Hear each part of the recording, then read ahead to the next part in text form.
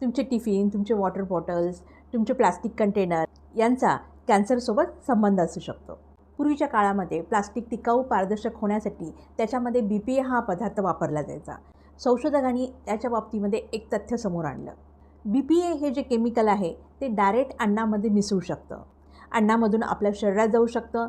शरीरातल्या आपल्या पेशींमध्ये, उतींमध्ये आणि अवयवामध्ये यांचा साठा होऊ शकतो. गरोदर मातापासून त्यांच्या पोटात असणाऱ्या बाळापर्यंतसुद्धा जाऊ शकतं. BPA हे केमिकल आपल्या शरीरामध्ये इस्ट्रोजन नावाच्या हार्मोनसारखंच वागतं. आपल्या पेशीवर GPR30 हे रिसेप्टर असतं.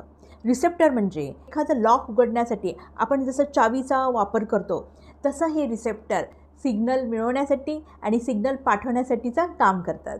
आपल्या शरीराला हे कळत नाही की BPA जो आहे हा केमिकल आहे, तो खरा हार्मोन नाही आहे. जे रिसेप्टर्स आहेत ते ॲक्टिवेट व्हायला लागतात आणि आपल्या शरीरामध्ये एखादी पेशी कॅन्सरमध्ये परावर्तित होत असेल, हे ॲक्टिवेट झालेले GPR30 रिसेप्टर्स त्या कॅन्सर पेशींना वाढ करा, जिवंत राहा आणि पसरा असं सिग्नल देतात.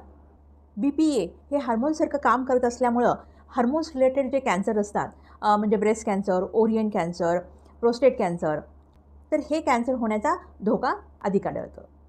प्लास्टिक कंटेनरमध्ये आपण जेव्हा गरम पदार्थ ठेवतो तसंच काही जुने प्लास्टिक आहेत किंवा स्क्रॅच झालेले, खराब झालेले प्लास्टिक आहेत. तितकं प्लास्टिक तुम्ही खूप दिवसापर्यंत वापरतात, खूप जुनं होईपर्यंत BPA अन्नामध्ये मिसळण्याचं रिस्क वाढतं. तर तुमच्या घरामध्ये जर जुनं प्लास्टिक असेल, स्क्रॅच झालेलं, खराब झालेलं प्लास्टिक आहे, ते सुद्धा फेकून द्या. अन्न स्टोअर करण्यासाठी काचेच्या, सिरॅमिकच्या किंवा स्टीलच्या भांड्याचा उपयोग करा. मायक्रोवेव्हमध्ये सुद्धा मायक्रोवेव्ह सेफ ग्लासचा वापर करा. युरोपियन कंट्रीमध्ये BPA पूर्णपणे बॅन आहे, पण भारतामध्ये तशी अजून तरतूद केली गेली नाही आहे. BPA असलेलं प्लास्टिक सध्यासुद्धा वापरण्यात येत आहे.